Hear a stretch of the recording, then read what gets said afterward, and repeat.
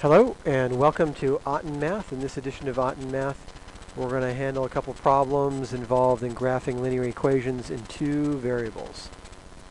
Okay, let's take a look at the first problem. The first problem, we're asked to determine whether or not the given ordered pair is a solution of the inequality. So all we do in this case is we plug in the values for x and y that we're given. So I've got -1 for y. So I have -1 for y, so it's 3 times -1 is less than 2 times -3 for x plus 7. We have to figure out if that's true. So -3 is less than -6 plus 7, -3 is less than 1. And that is true.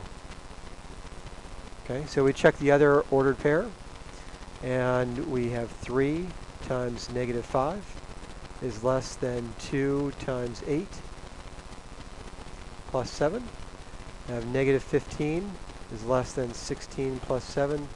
-15 is less than 23. So that's true as well. So the answer is yes for both ordered pairs. In the next problem, we're asked to match the inequality. So 2x is greater than -4.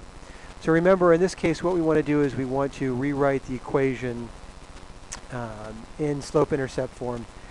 But in this case, we have just a straight line. The straight line is going to be a vertical line because x is going to be equal to -2. So I solve for x in this case. The line is x is 2. So now my graph is going to be, my inequality is x is greater than -2. So I look for the line that has a vertical, or the graph has a vertical line. In this case, it's b. It's at -2. The line is dotted. So x is greater than -2 will be all of this area here. The answer is going to be B. In the third problem, we're asked to match the inequality again. And again, we want to rewrite this. Now we want to rewrite this in slope-intercept form.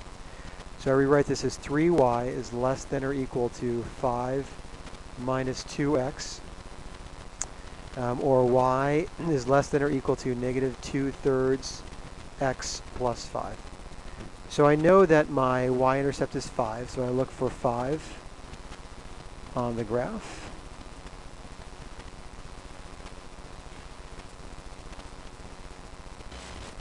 Actually, I made a mistake. I forgot to divide by 3. So y is less than or equal to -2/3 x plus 5/3.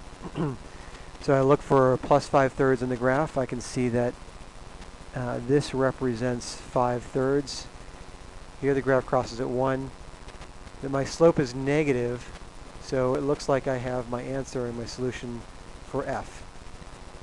I have 5/3 as my y-intercept. I have a negative slope of -2/3, so f is going to be my solution. Moving to the last problem, y minus 3x is greater than -2. Again, I rewrite in slope-intercept form. Y is equal to 3x minus 2. To draw the line, I'll change it to an inequality.